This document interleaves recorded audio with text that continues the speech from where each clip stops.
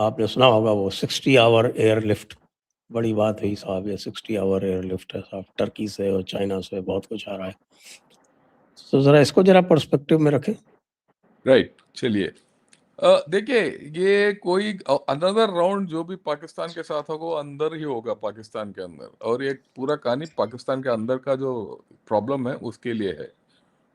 Okay, let's analyse 60 hour airlift. 60 hour airlift में कितने हवाई जहाज आए होंगे टर्की से या चाइना से? कुल मिला के 15-20, राइट, उससे ज्यादा नहीं आए होंगे। ये नहीं कि लगातार आए 1000 जहाज आ गए, नहीं, 10, 15, 20, 30 मैक्सिमम, मैक्सिमम 30।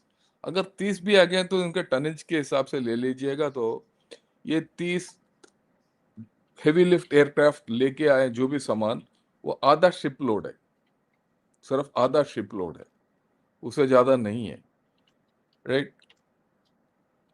बट फैक्ट है कि ये आए हैं। तो ये आए किस लिए है? एक इमरजेंसी में आए हैं।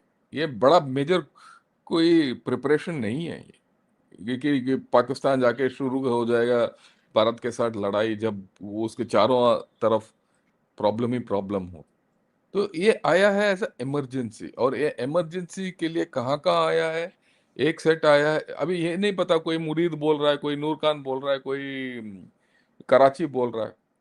सो मोटे मोटे तौर पर वी कैन से कि नॉर्थ में इस्लामाबाद और वो नूर खान आया होगा एक सेट, और एक सेट ऑफ एयरक्राफ्ट आए होंगे कराची के पास, राइट।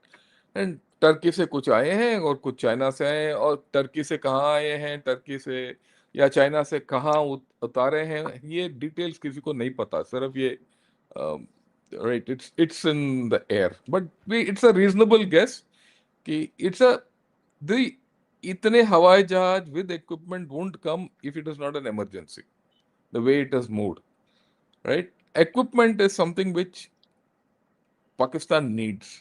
किस लिए? आप देखिए, ये अभी बात हमने किया है, ये देखिए, जब ये एयरलिफ्ट हो रहा है, साथ साथ ये एम्बेसडर जा रहा है, कुछ और गदर हो रहा है, वो यूएसए ने थोड़ा मुंह भी मोड़ लिया पाकिस्तान से, और पाकिस्तान में अंदरूनी प्रॉब्लम हो रहा है। इमरान खान का कोर्ट ऑर्डर के इसमें चल रहा है, कोर्ट ने ऑर्डर किया कि भाई इसको एक प्राइवेट हॉस्पिटल में ले जाओ। ये पाकिस्तान वालों ने एक गवर्नमेंट हॉस्पिटल ले गया, रातों रात वापस कर दिया।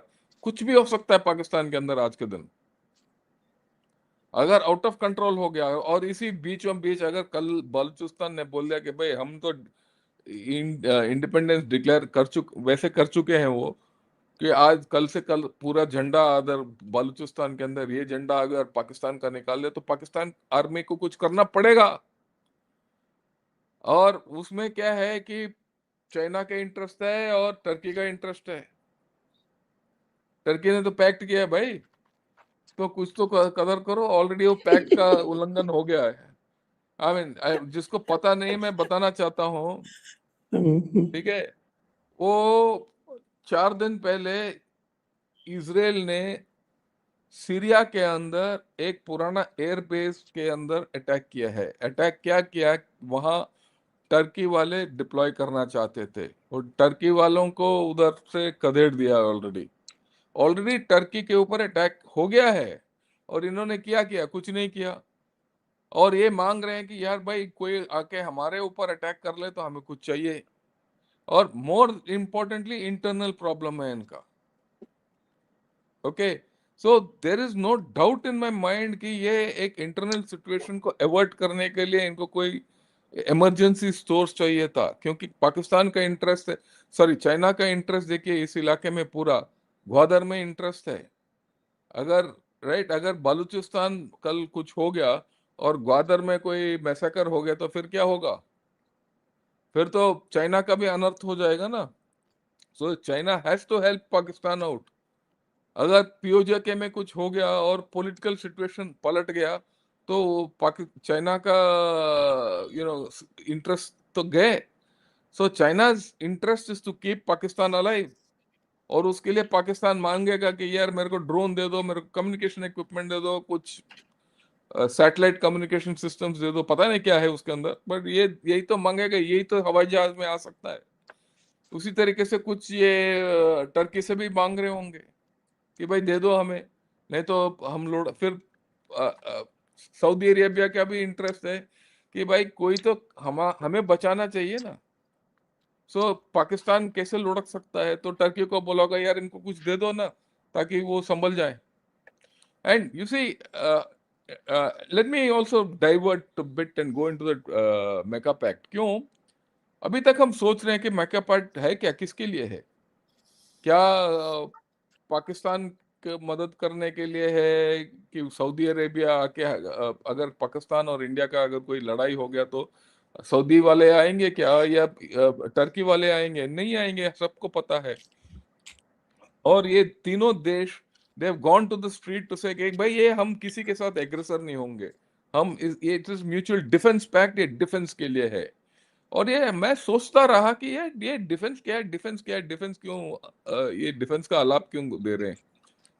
सी you have to link it with that pipeline game which is going on. ये जितने पाइपलाइंस हैं as an alternate to strait of Hormuz, ये बिल्ड करना चाहते हैं सऊदी अरेबिया और कतर से लेकर टर्की तक थ्रू सीरिया।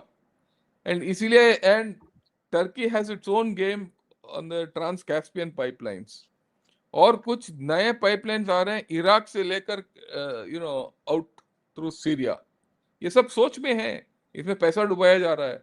उसके लिए Turkey is making an effort to come into Syria and establish a base, क्योंकि वो जो अल शारा है, जो सीरिया का जो लीडर है, उसके पास कोई फौज नहीं है, कुछ नहीं है। He can not stop all this and he is against Iran. अगर कल के दिन ये पाइपलाइन बनाते वक्त ईरान ने इन पाइपलाइंस को टोक दिया या ऑयल रिफाइनरीज को टोक दिया सऊदी अरेबिया का, फिर सऊदी अरेबिया कहाँ जाएगा? इसीलिए टर्की पैक्ट आ गया।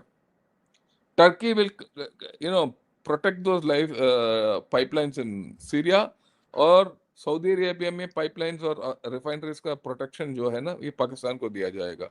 ये है मेका pact. And to ensure protection of Saudi pipelines and oil refineries, Pakistan जिंदा रहने की जरूरत है। इसीलिए सऊदी अरेबिया ने बोला यार इनको कुछ भी दे दो, ये जिंदा रहना चाहिए, ये लुढ़क जाएगा, ये फील्ड मार्शल पता नहीं क्या होगा कल के दिन। So this is a very clear indication, this is not for India and all. ये अंदरूनी मामला पाकिस्तान का इतना फटी हुई है कि आप पूछो मत। ये इनका तो फटा हुआ पैजामा है पाकिस्तान आज के दिन।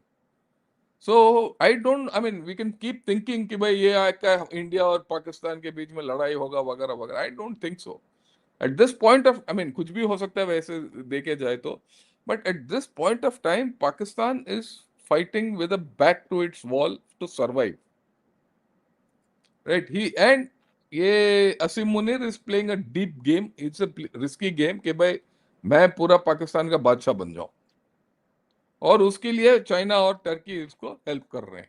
ये है कि ये पूरा स्टोरी जो आप स्टिच कर सकते हो। और बैक टू यू सर।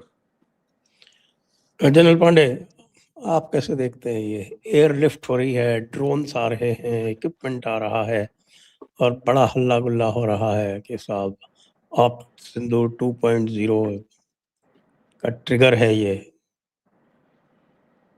आधे घंटे बाद एक्चुअली जो भी चीज जनशंकर ने बोली है मैं बिल्कुल से सहमत हूँ। मगर कहते हैं जब मौका दिया बोलने का तो मैं बोलूंगा। दो तीन चीजें हैं आपको देखनी है। इंटरनल इस टाइम लॉट ऑफ पीपल से कि पाकिस्तान में जब इंटरनल प्रॉब्लम होती है तब वो बाहर अटैक करने की कोशिश करता है।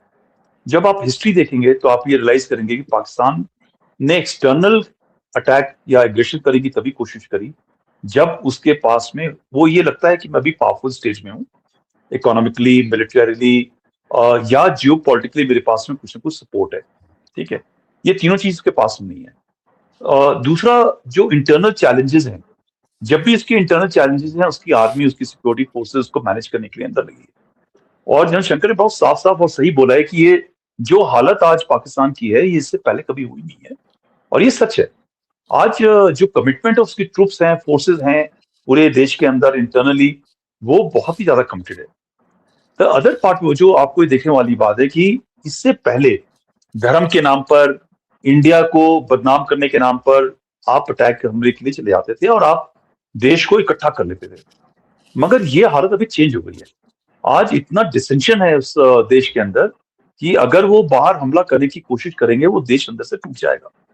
और ये अगर आसिम मुनीर स्मार्ट है तो वो इस चीज को समझेगा, क्योंकि आज जो गवर्नमेंट भी है शहबाज शरीफ की, it's not a popular government. पैचेट गवर्नमेंट है, माइनॉरिटी गवर्नमेंट है, प्लांटेड गवर्नमेंट है, और सबको मालूम है प्लांटेड गवर्नमेंट है। It is planted by not Pakistan army, by Asim Munir and his coterie of few like minded people. तो ये जो चीज है, थ्रेट आपने पूरा बता दिया, पश्तून इलाका है, ये सारी सारी जब होगा, और इससे पहले जितनी बार कोई काम हुआ है तो उस टाइम पे उनका जो एक स्ट्रेटेजिक डेप्थ वाला मामला होता था, एंड दैट इज अफगानिस्तान को वो जो बोलते थे, वो एक साइलेंट होता था। मगर ये इस बार आपने अगर फ्रंट खोला, अपने आप फ्रंट खोला, तो ये समझ जाइए कि आपके पीछे जो अफगानिस्तान अभी गुस्से के अंदर बैठा हुआ है, वो तालिबान और टीटीपी, ये सारे जो इलाके हैं, जो नक्शा है, जनरल द्विवेदी ने बहुत साफ बोला था, वो नक्शा चेंज हो जाएगा। एंड बेवकूफ नहीं है, मगर आप समझ लीजिए बेवकूफी हो सकती है। नेक्स्ट बात है कि लड़ाई के लिए अगर आप ऑपरेशन सिंदूर 2.0 को बढ़ाना चाहते हैं, तो उसके लिए आपको तेल चाहिए, पैसा चाहिए, इकोनॉमी चाहिए, हथियार चाहिए और फ्री सोल्जर चाहिए। आज उसकी इकोनॉमी की हालत बहुत बुरी है। लड़ाई का मतलब ये है कि देश बिल्कुल तहस नहस हो जाएगा। वो अभी घास खाने के कगार पे आ गए हैं। तेल है नहीं, तेल उनके पास ही नहीं है, पूरी दुनिया में नहीं है। आज हॉर्मुज की वजह से हमारे देश के अंदर भी हम लोग चल रहे हैं, ठीक है, हमारे पास स्टॉक्स है, हमारे पास और एवेन्यूज हैं, मगर आज पाकिस्तान के पास में, और अगर कोई डील ऐसी हो गई इंडिया की कि भाई ईरान की रास्ते से कोई भी तेल उस इलाके से अंदर नहीं आएगा पाकिस्तान में, तो आप ये समझिए कि पाकिस्तान के पास 4-5 दिन 7 दिन का तेल है, वो लड़ाई करने के लिए खत्म हो जाएगा। सो ये जो सारी, जब आप इंटरनल कंटेक्स्ट को मिलाते हैं, तो ये जाहिर है कि आज उसके अंदर ताकत लड़ने की नहीं है।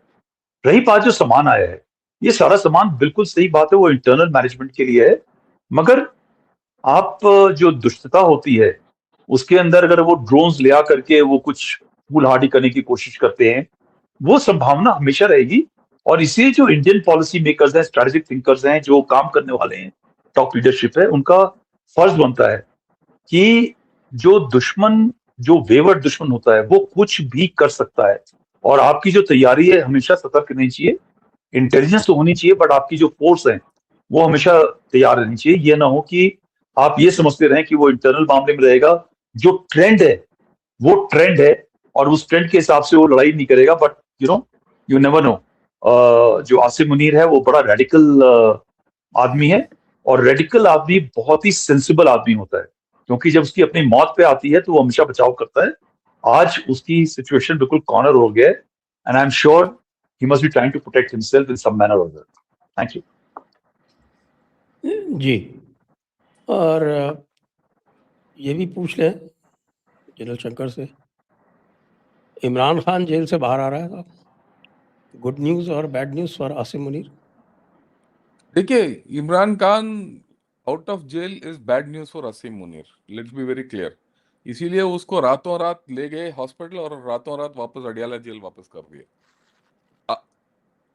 Imran Khan is back in jail. और यहाँ तक उसका पर्सनल फिजिशियन जो है ना, इमरान खान का पर्सनल फिजिशियन, उसको बोला गया था भाई आप चलो वहाँ शिफा हॉस्पिटल में, आप बैठे रहो, इसको लेके आएंगे अलग कॉन्वॉय में। वो उसको एक फर्स्ट क्लास कॉन्वॉय के साथ वो पर्सनल फिजिशियन को लेके बिठा दिया इन्होंने शिफा हॉस्पिटल में। वो 4 घंटे वहाँ बेचारा बैठा रहा, इमरान खान नहीं आया। जब उसको बाद में वो उसने पूछा भाई क्या हुआ, उसने बोला यार वो तो हम उसको लेके गए पिम्स में, राइट, और Pakistan institute of medical sciences में, और वहाँ उसका जो भी होना था हो गया, और वापस उसको जेल में दाखिल कर दिया।